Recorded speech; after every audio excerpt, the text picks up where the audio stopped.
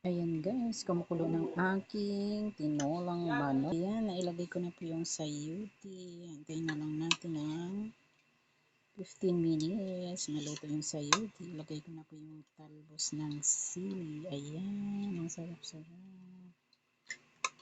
Tinolang manok. Ayan. Ayan, yummy tinolang manok. Sarap, ang bango-bango ng aroma ng luya. Paminta, sibuyas, bawang lang. Ayan, sarap. Yummy, tinolang manok.